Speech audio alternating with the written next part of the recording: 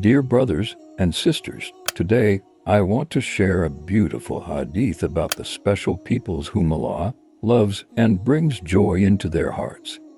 Allah's love is the ultimate blessing, and knowing who receives this divine affection can inspire us to strive for these qualities in our lives. Let's explore who these three special people are. The first person whom Allah loves is the one who is kind and gentle. Our beloved Prophet Muhammad, peace be upon him, said, Allah is gentle and loves gentleness in all things. Being kind and gentle in our actions, words, and thoughts not only brings us closer to Allah but also spreads positivity and happiness around us. Imagine a world where everyone treats each other with kindness. Wouldn't that be beautiful? The second person whom Allah loves is the one who seeks forgiveness and repents for their mistakes. None of us are perfect, we all make mistakes. But what matters is that we turn to Allah with a sincere heart and ask for His forgiveness. Allah is Al-Ghaffar, the most forgiving, and He loves those who repent.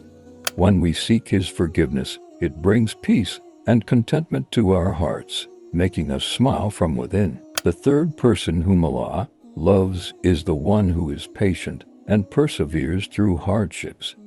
Life is filled with challenges, but Allah loves those who remain patient and trust in His plan.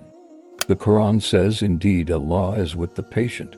When we face difficulties with patience and trust in Allah, it strengthens our faith and brings a sense of inner peace and happiness. These qualities, kindness, seeking forgiveness, and patience, are not just ways to earn Allah's love, but also pathways to a happier and more fulfilling life.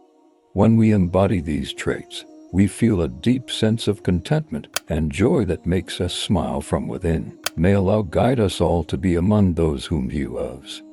Let's strive to be kind, seek forgiveness, and remain patient in all aspects of our lives. Thank you for joining me today. Until next time, stay blessed and keep smiling.